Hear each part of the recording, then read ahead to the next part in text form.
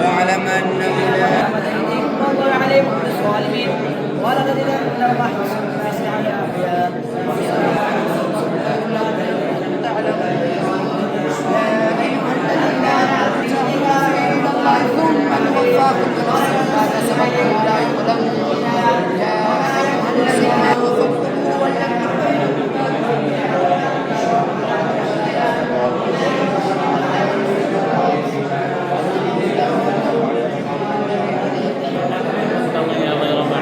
هذا ما توعدون لكل أواب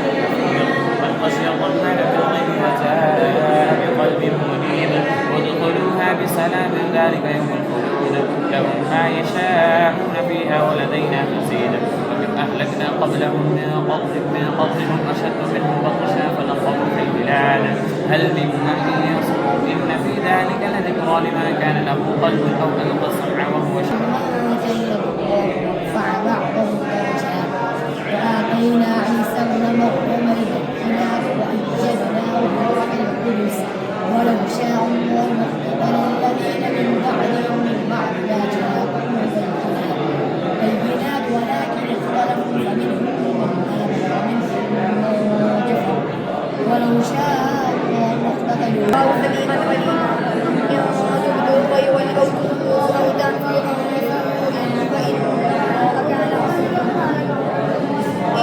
الذين يكفرون بالله ورسله ويريدون أن يفرقوا بين الله ورسله ويقولون نؤمن ببعض ونكفر ببعض ويريدون أن يتخذوا بين ذلك سبيلا أولئك هم الكافرون وأعتدنا للكافرين عذابا والذين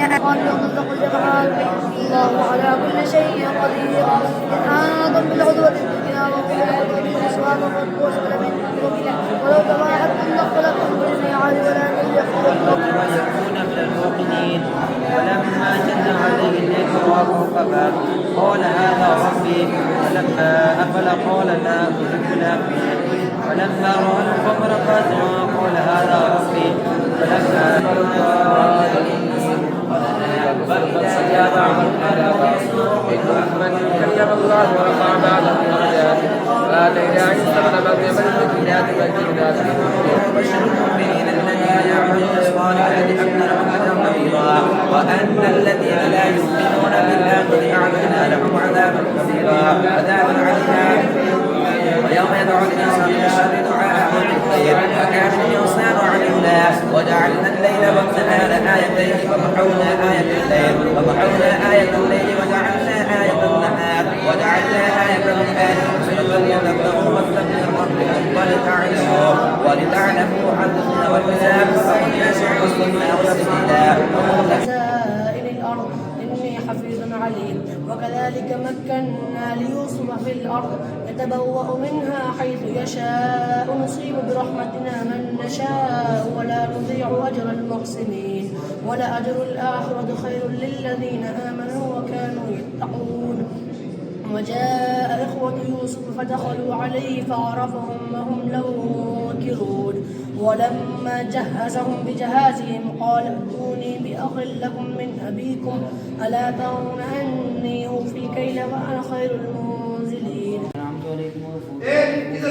وإياي فارهبون وآمنوا بما أنزلت مصدقا لما معكم ولا تكونوا أول كافر به ولا تشتروا بآياتي ثمنا قليلا وإياي فاتقون ولا تلبسوا الحق بالباطل وتكتموا الحق وأنتم تعلمون وأقيموا الصلاة وآتوا الزكاة واركعوا مع الراكعين أتأمرون الناس بالبر وتنسون أنفسكم وأنتم تتلون الكتاب أفلا تعقلون واستعينوا بالصبر والصلاة وإنها لكبيرة إلا على الخاشعين